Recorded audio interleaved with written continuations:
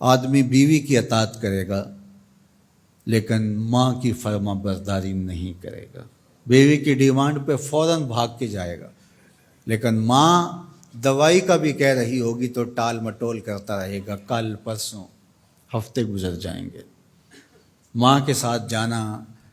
اس کو پسند نہیں ہوگا، ماں کی خدمت میں رہنا، اس کے پاس بیٹھنا اس کو پسند نہیں ہوگا۔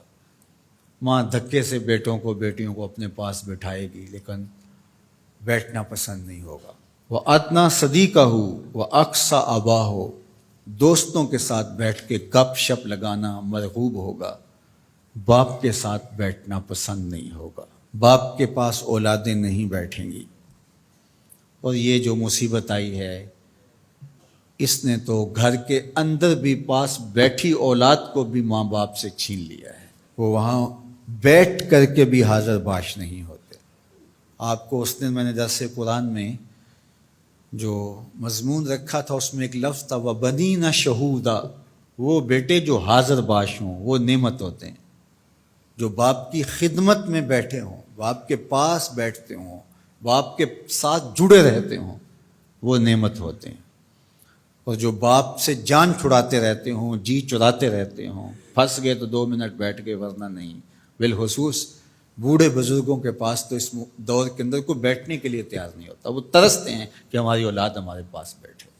لیکن اولاد کی دلچسپیاں ہی کوئی اور ہیں، وہ انہیں اولڈ فیشن سمجھتے ہیں، پرانے زمانے کے لوگ دقیانوس، ان سے ہم بات بھی کیا کریں، یہ ہمارے زمانے کی باتیں نہیں سمجھتے۔ جب تم ان کے زمانے کی باتیں نہیں سمجھتے تھے، انہوں نے ایک لفظ پانی اور روٹی سکھانے کے لیے کتنی محنت کی تھی تمہارے اوپر، تم تو کچھ بھی نہیں سمجھتے تھے، تم تو حرف و صوت سے آشنا نہیں تھے، تم تو لفظوں سے آشنا نہیں تھے، انہوں نے کتنا وقت دیا اور ایک ایک حرف، ایک ایک لفظ، ایک ایک ہجا تمہیں بتایا، اور آج تم کہتے ہو یہ دقیانوس ہیں۔ تو کہا یہ قرب قیامت کی علامت ہے کہ دوستوں کے پاس بیٹھنا مرغوب لگے گا، محبوب لگے گا، ماں باپ کی صحبت میں بیٹھنا اولاد کی تباہ میں نہیں ہوگا۔ وَسَادَ الْقَبِيلَةِ فَاسِقُهُمْ، اور قبیلے کا جو سردار ہے وہ فاسق و فاجر ہوگا۔ سرداری، قبیلے کا بڑا بننا، خاندان کا بڑا ہونا، یہ صلاحیت کی وجہ سے نہیں، تقوی کی بنیاد پر نہیں، یہ چالاکی، مکاری، فسق و فجور کی وجہ سے، اس لیے کہ جس طرح کی قوم ہوگی اس طرح کے ان کے حکمران ہوں گے۔ کسی نے حجاج بن یوسف سے کہا تھا کہ تو نے حضرت عمر کا دور خلافت دیکھا ہے، تو ان جیسا انداز حکومت اختیار کیوں نہیں کرتا؟ تو اس نے 2 لفظی جواب دیا، تبازروا اتعمر لکم، اس نے کہا تم ابو ذر غفاری بن جاؤ، میں عمر بن جاتا ہوں۔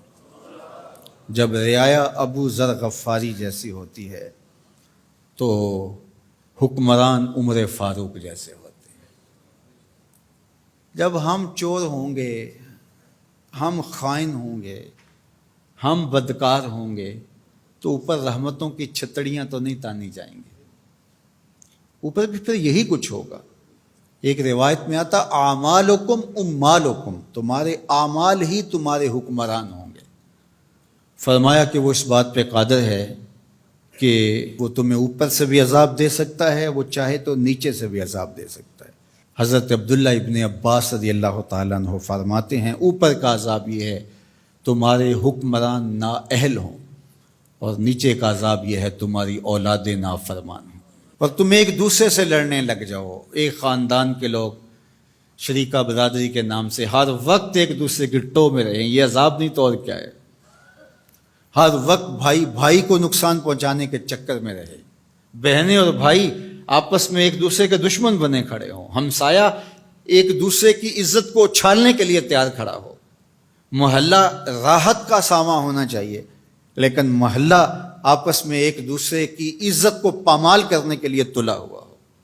خاندان، برادریاں جو کہ وحدت کی علامت ہونی چاہیے، یہ ایک دوسرے کو اذیت دینے کے لیے، تکلیف پہنچانے کے لیے، ٹو میں رہنے کے لیے، کسی کے عیب کو اچھالنے کے لیے، کسی کی بہن بیٹی کی آبرو کو اچھالنے کے لیے ہر وقت اسی چکر میں ہو، تو کیا یہ عذاب نہیں ہے کہ تم اپنے گھر میں بھی محفوظ نہ ہو؟ خاندانی لڑائیاں، شریکہ برادریاں، ان کی باہمی لڑائیاں، یہ فرقوں کی لڑائیاں، سیاسی جنگ و جدل، یہ کیا ہے؟ یہ اللہ کے عذاب کی ناراضگی کی صورتیں ہیں۔ اللہ تعالی ہمیں سچی توبہ کی توفیق دے۔